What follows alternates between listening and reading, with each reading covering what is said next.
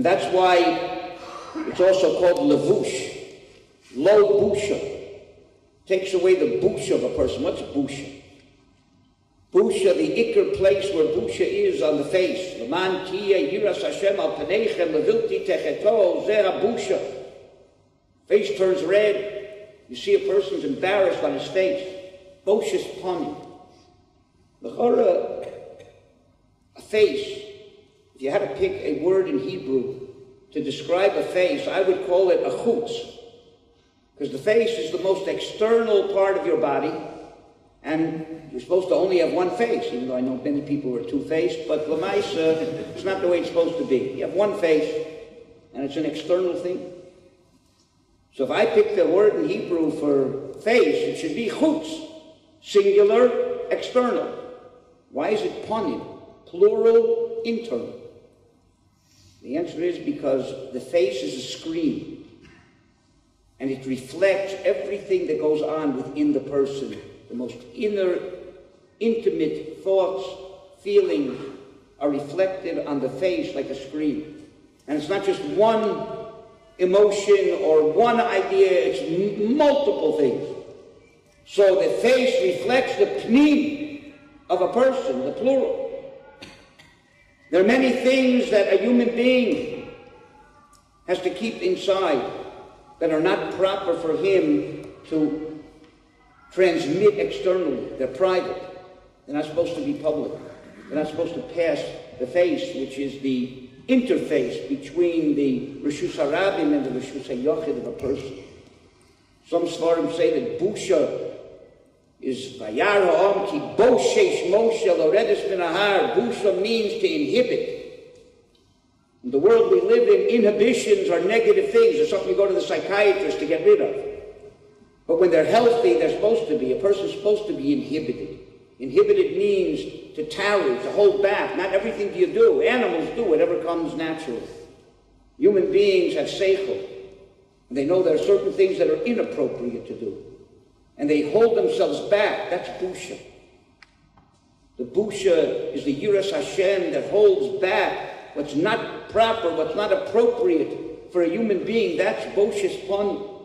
So clothing on the one hand are there to take away the busha, to let me know I'm not an animal. I'm a human being with a neshama. Don't get carried away with the externals. Because my body is a bogey, and it can conflict with my neshama.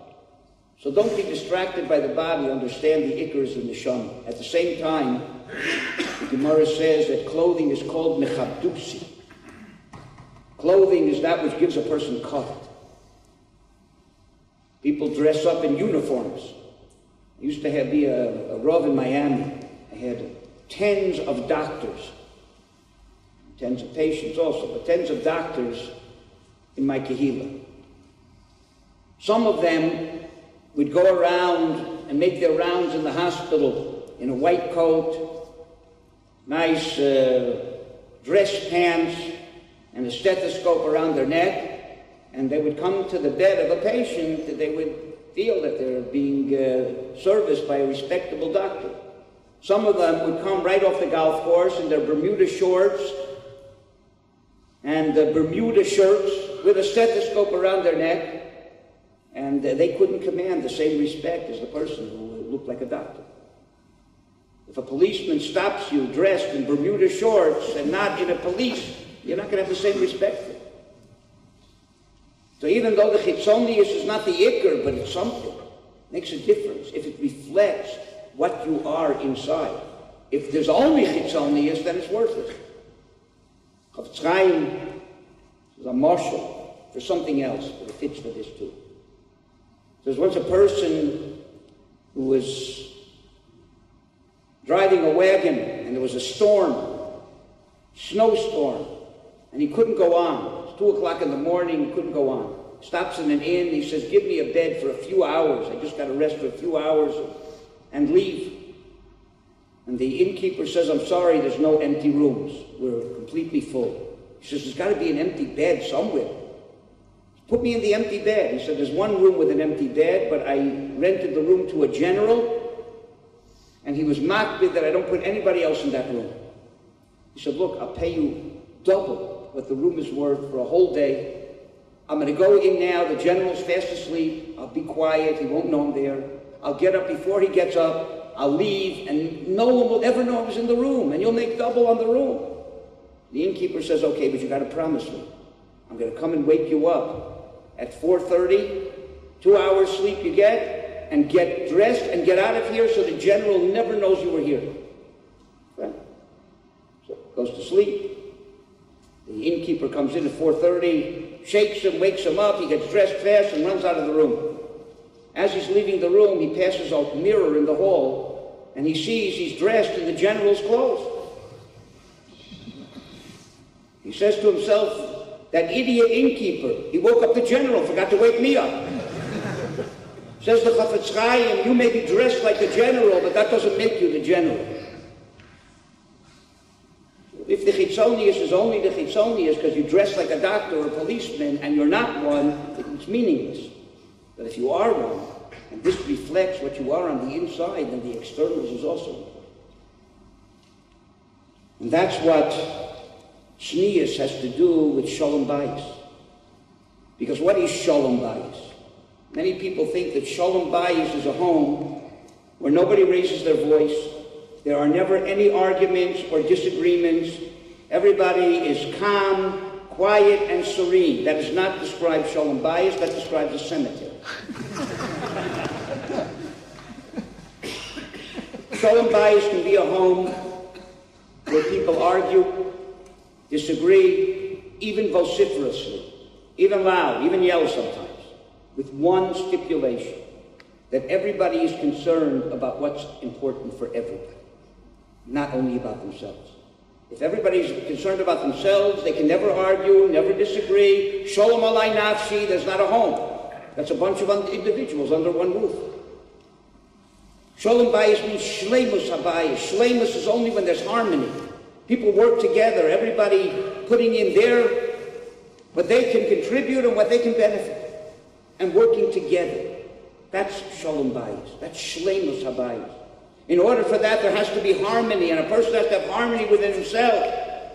If his neshama and his body can't get together, how can he get together with other people's neshamas and body? So unless you're an Adam Tzanua, unless you have an Isha Tzanua, what kind of Shalom Bayis can you have?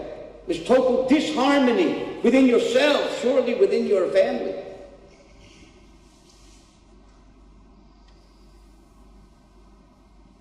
And that's why the Gra says that which a man accomplishes with Talmud Torah, a woman accomplishes with Tznius. Just like Torah brings out the pnimius, that the ikar is the ruchnius, not the gashmius of a person. By a woman also, that same result comes when she dresses properly, when she speaks properly, she walks properly. Works by a man too, but a man has Talmud Torah. A woman doesn't have Talmud Torah. What brings out her pnimius? What accentuates the fact that I'm not an animal, I'm not a body, but I'm a neshama who has a body that reflects that neshama.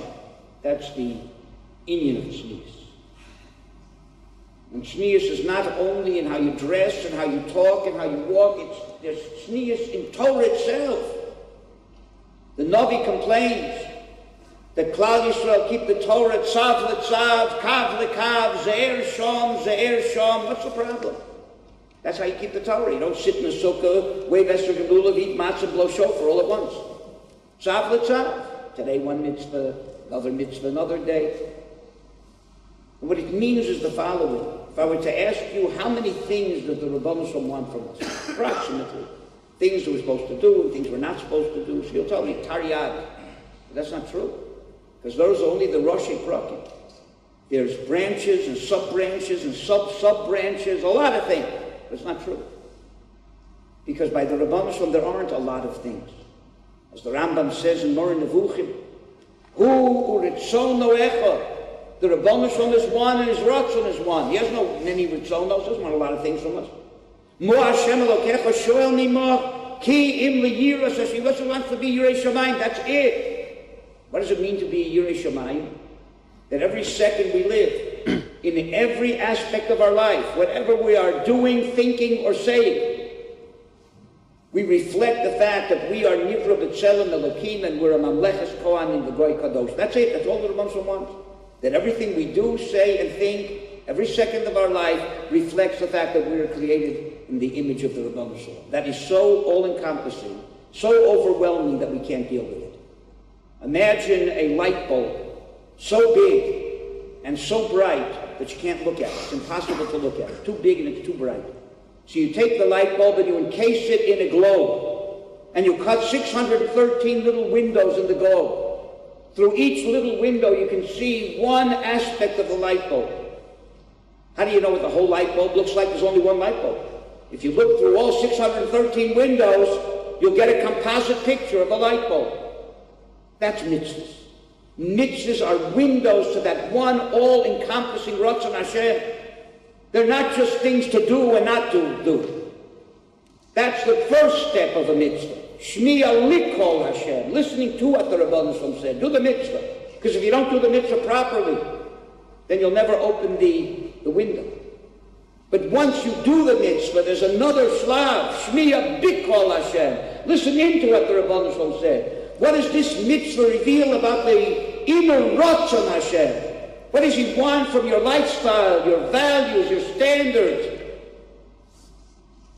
That's the Shmiya Bikol Hashem, and it's possible for a person to be a Shomea Likol Hashem and keep tarig mitzvahs and miss the point. That's the